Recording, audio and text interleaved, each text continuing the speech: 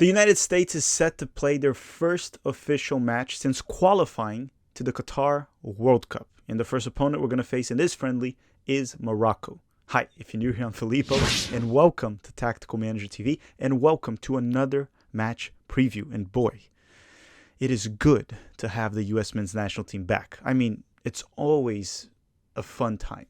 No stress at all. For this video, we're going to be talking about the friendly between the United States and Morocco. We'll tell you where to watch the game, any updates, news, time, location, and we're going to dive into Morocco. Yes, I've done my homework, and hopefully I have good information for you about our opponents on this match coming up this week. You've heard my beautiful intro, maybe the best intro on YouTube. And don't forget to smash the like button before we start. And also, we will be doing a live watch along for this match. So hey, if you feel like it, stop by, hang out. Usually it's cool. All right, let's play the intro and let's start this preview.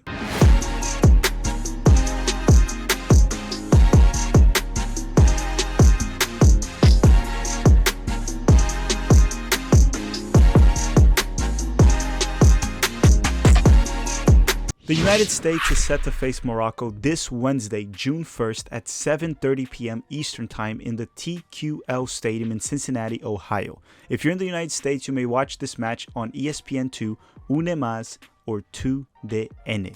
The United States has faced Morocco 3 times in history, in 1992, 1999, and 2006. For all 3 of those occasions that we faced Morocco, we lost. They were all friendlies, but we lost all of them.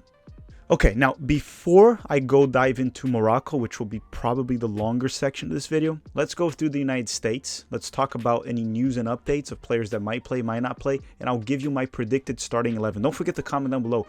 Who would you start for the United States for this match? Not Berhalter. Who would you start? What formation and what players based on the roster we have? So for this video, I won't go through the entire United States roster. We did an entire stream breaking it down, so you can check that out at the channel. Now, one update to send you right away is Zach Steffen has left the roster due to family reasons.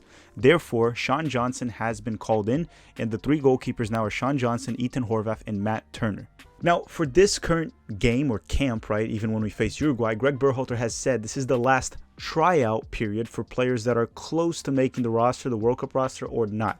Right, so this is not just the preparation, this is the final tryout. We do have a September camp coming up later this year, and that one won't really be a tryout. It will pretty much be already the World Cup roster preparing for the tournament that starts in November. Berhalter has also mentioned that he would like to try a back 3, so I would not be surprised if that happens during this camp or maybe even in the game against Morocco. So Morocco has played some games with 2 strikers, and most recently against Congo they did do that to qualify to Qatar, but it has not always been the case for them. As for Uruguay, they always play with a front 2.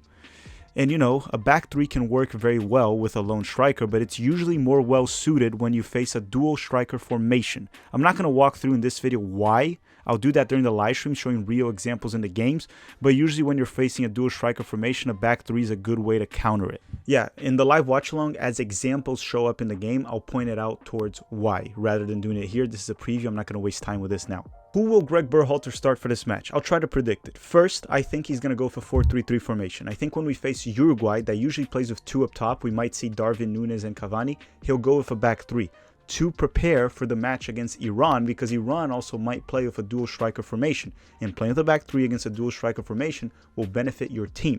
So for this match, since we don't know how Morocco will play, and I'll go through that very soon, I think Greg will go for 4-3-3, and these are the players that I think he will start. Don't forget to comment down below who you would start in what formation.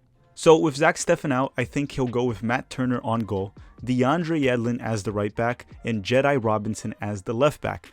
The 2 center backs I think he's going to go with are Walker Zimmerman and Palmer Brown. Yes, I could see Aaron Long starting as well, but for some reason I think he's going to try this duo right now that Miles Robinson is out. And you know what? Zimmerman with Palmer Brown, it might just work. Now, the midfield, I believe he's going to go with Tyler Adams on the 6 or the CDM, the holding midfielder position, Yunus Musa and Luca De La Torre as the dual 8s, as I don't think Weston McKennie can play many minutes this camp and likely won't start any of the matches. Now, as for the forwards, Christian Pulisic will likely be our left wing. I expect him to start this game and against Uruguay, and I think he will start in-form Paul Arriola. I wouldn't go with Paul Arriola personally. I would start Tim Weah or Brendan Aronson, but for some reason I think Greg will start Paul Arriola. He's playing under a system very similar to Greg in FC Dallas. He's scoring, he's in form, and Greg just loves Paul Arriola. Up top, he'll play Jesus Ferreira, that has also been playing well for FC Dallas and MLS. Again, I understand the difference between European form and MLS form. I wouldn't start Paul Arriola, but I think Greg will. That's what I think Greg will do, not me. Comment down below what you think and smash the like button or dislike button while you're at the process. So now you've heard enough about the US men's national team, and also most of the stuff I said you probably know by now. So let's dive into Morocco, a team that many of us are not very familiar with. Morocco qualified to the World Cup by going undefeated in the African qualifiers. Now, they actually did win every game in the group stage, and of course, their group was fairly easy. And then in the knockout round, they qualified by tying and defeating Congo, also a relatively easier opponent when compared to what other African nations had to face in the knockout round. I mean, just look at Senegal, for crying out loud. They had to face Egypt. However, Morocco is most certainly not a side to be underestimated. In 2018, they landed in a very tough group in the World Cup with Portugal, Spain, and our future opponents, Iran.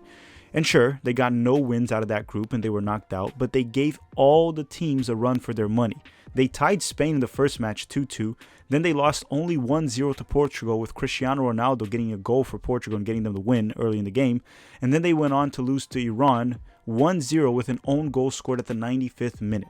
Their coach at the time was Hervé Renard, who's now in charge of Saudi Arabia, and I mean, this guy does have World Cup experience, or at least had it, as he was also in charge of Algeria back in the 2014 World Cup when they made it to the round of 16, losing to Germany, that would go on to win the World Cup. They also lost to Germany, Algeria in 2014 with the same coach that Morocco had in the previous World Cup. They lost to Germany in extra time, so I guess we could say they did a better job than Brazil, if you ask me. Currently, Morocco is coached by Vahid Helahodzic, a coach that the fans do not like much from what I've heard. He has also had issues with many star players in the national team, which I will address very soon in this video. We have not seen Morocco face competition outside of Africa since 2018 in the World Cup, which makes it tough to know what to expect for this match. Somewhat similar to what we can say for the United States, since we have grown accustomed to seeing ourselves just face CONCACAF nations besides some other nations in friendlies, but mostly CONCACAF recently.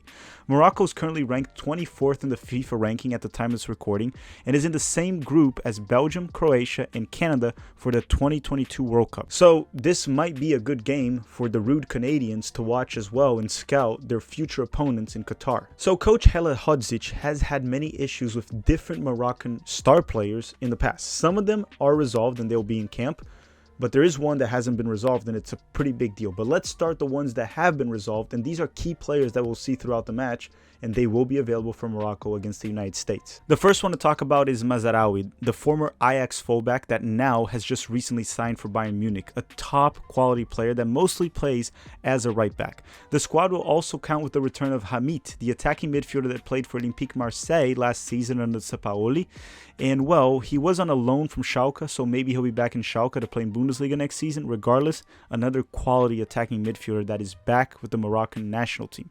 However, Ziyech from Chelsea, Christian Pulisic's teammate, will not be there as he retired from the national team at a young age last year due to issues with the coach. Now, they have tried to bring back Ziyech, and I mean, he did bring back Mazraoui per se, but it just didn't work the same way with Ziyech. And, you know, I believe Ziyech also had issues with the previous coach from Morocco before the World Cup, so maybe, you know, the Chelsea star might be the problem here. Now, Morocco has many other quality players alongside the ones I mentioned, like Mazraoui and Hamid, that are back. So who else should we keep an eye on for this match? So their goalkeeper, Bono, that starts for Sevilla in La Liga, and by Bono, I don't mean the Irish guy that sings for U2 and says yeah yeah yeah. It's spelled differently, but their goalkeeper Bono that plays for Sevilla is one heck of a goalkeeper. So this season he won the Zamora Trophy in La Liga, which is essentially the award given to the best defense in the league but directed towards the goalkeeper. Sevilla was the best defense in the league, only allowing 30 goals in La Liga, even better than Real Madrid, which was the second best defense in the league, allowing 31. They also count with two forwards from Sevilla, Munir El Haddadi and Youssef En Nesyeri.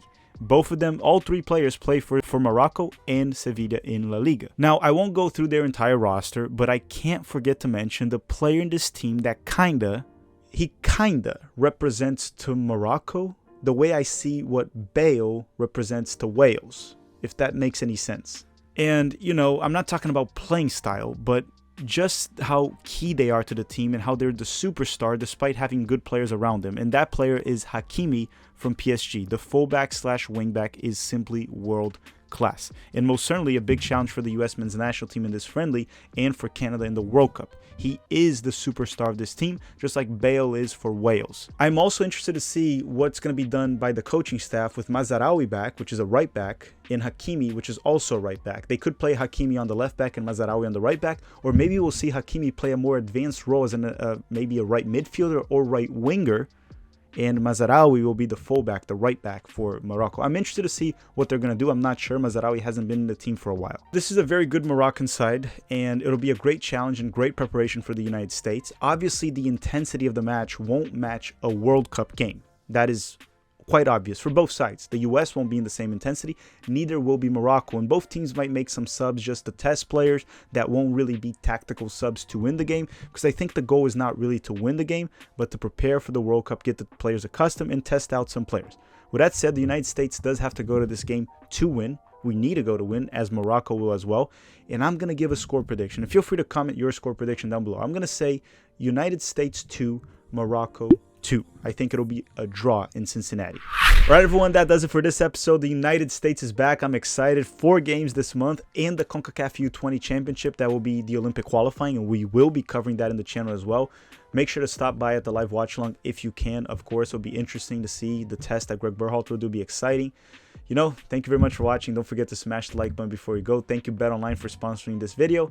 Thank you for watching, everyone, and have a great day.